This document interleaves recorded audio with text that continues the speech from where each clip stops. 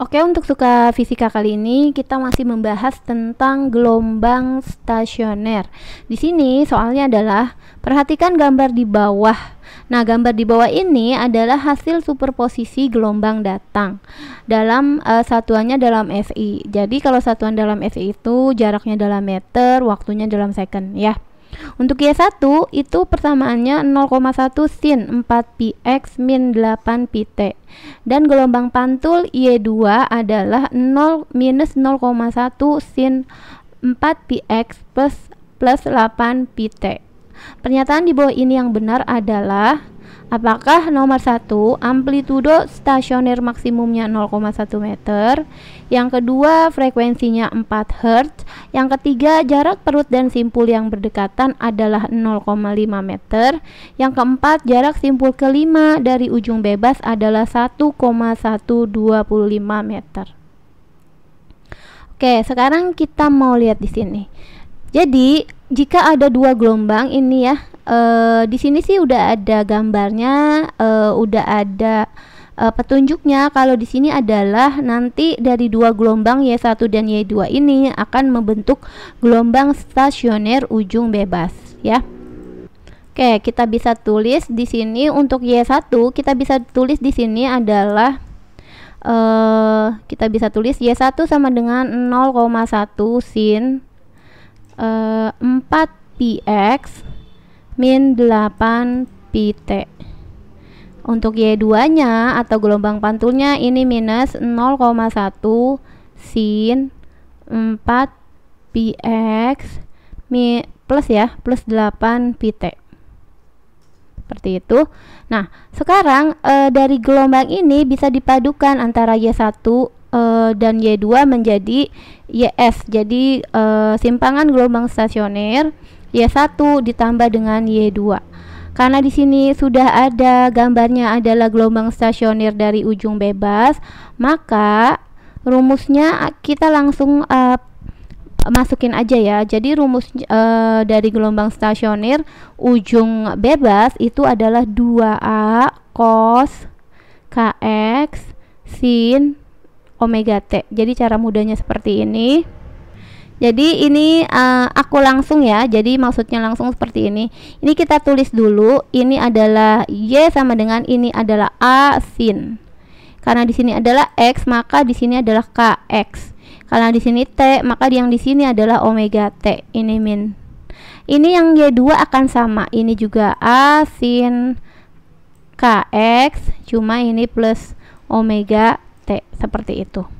Nah, sekarang kita masukin ke sini. Y sama dengan 2A. Berarti ini adalah amplitudonya 0,1. 2 kali 0,1 cos K-nya yang ini, yang di sini nih K ya. Sini. Nah, ini tinggal kita terusin aja. KX berarti 4πx sin omega T berarti 8T, 8πT. Seperti ini. Ini kita hapus dulu ya. Sebentar, ini enggak. Oke.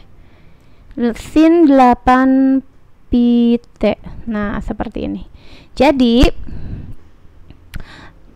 pertanyaannya ini adalah persamaan gelombang stasioner ujung bebas ya, gelombang stasioner ujung bebas. Oke. Nomor 1, apakah amplitudo stasioner maksimumnya 0,1? Nah, 0,1 ini adalah persamaan dari amplitudo gelombang berjalan. Sedangkan kalau amplitudo stasioner maksimum itu yang ini. Ya, yang 2 kali 0,1 jadi 0,2. Satuannya adalah meter. Jadi ini otomatis salah. Karena kalau 0,1 itu amplitudo gelombang berjalan yang Y1 ya. Atau Y2-nya. Ya. Jadi A atau amplitudo gelombang berjalannya.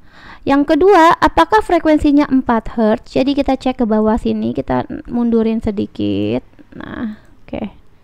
Sebentar, ini. Oke. Sekarang apakah frekuensinya 4 Hz? Frekuensi kita harus ambil di omega. Jadi kita ambilnya di omega T, berarti di omeganya. Jadi sin omega T. Berarti ini omeganya yang ini ya.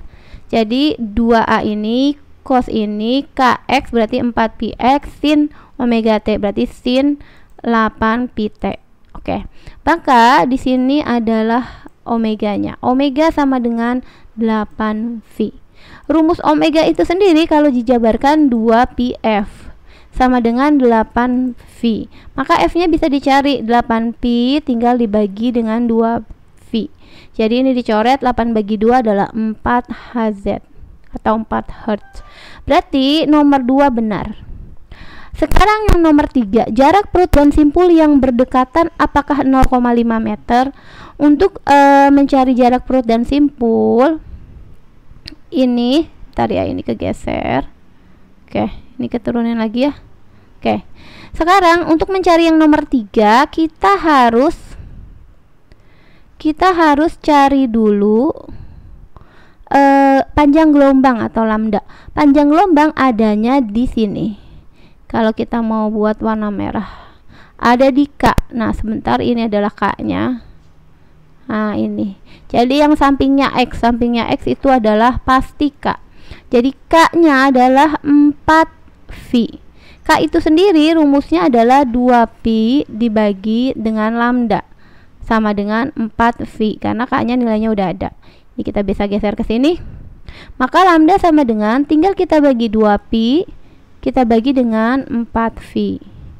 Ini bisa dicoret, 2 bagi 4 adalah 0,5 meter.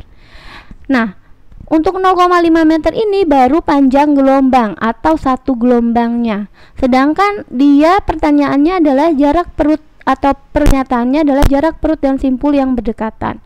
Ini adalah perut ya. Kalau kita lihat ini adalah perut, ini adalah simpul. Dari perut ke simpul ini jaraknya adalah 1/4 gelombang. Ya, nanti jarak simpul ke perut misalnya kita bagi 2 sini. Nah, ini juga 1/4. Perut ke simpul lagi 1/4 lagi. Seperti itu dan seterusnya. Maka yang diminta nomor 3 itu jarak perut dan simpul. Untuk perut dan simpul ini adalah 1/4 gelombang atau 1/4 lambda. Ini kita bisa turunin lagi. Jadi ini naikin ya, terlalu nggak kebaca nanti pernyataannya. Oke. Maka kalau yang diminta adalah 1/4 lambda. Ya, karena apa? Karena jarak perut dan simpul. Oke. Maka jarak perut dan simpul 1/4, lambdanya itu 0,5. 0,5. Jadi sama dengan 0,5 bagi 4, jadi 0,125 meter harusnya. Pernyataan nomor 3 udah salah. Sekarang kita mau cari pernyataan nomor 4. Apakah jarak simpul kelima dari ujung bebas itu 1,125 meter? Berarti yang keempat kita buat di sini. Simpul kelima ini adalah jadi perut, terus simpul, perut, simpul seperti itu ya. Perut ini yang besar seperti ini, gitu. Yang amplitudenya maksimum, simpul yang amplitudenya 0. Nah, kalau simpul kelima berarti sampai di sini, ya. Maka jarak dari X0 ini ke simpul kelima adalah berapa? Sekarang ini 1/4, ini 1/4. Jadi kalau satu bukit itu adalah 1/4 tambah 1/4 itu setengah. Di sini kan jadi setengah ya. Atau 2/4 boleh. Ya, ini tambah ini kan jadi 2/4. Ini lagi 2/4 lagi. Ini juga 2/4.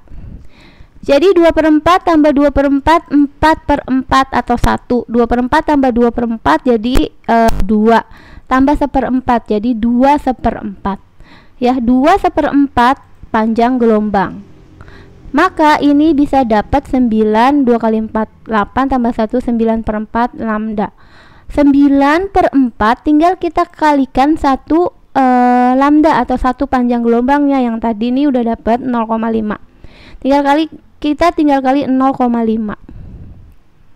9 dikali 0,5 itu kan 4,5. 4,5 dibagi 4. Hasilnya adalah ya ini sebesar 1,125 meter. Maka pernyataan nomor 4 betul ya. Oke, karena di sini udah dapat jawabannya, maka yang benar adalah pernyataan nomor di nomor 2 ya, di nomor 2 dan 4 saja. Seperti itu. Oke. Semoga ini bisa mengerti.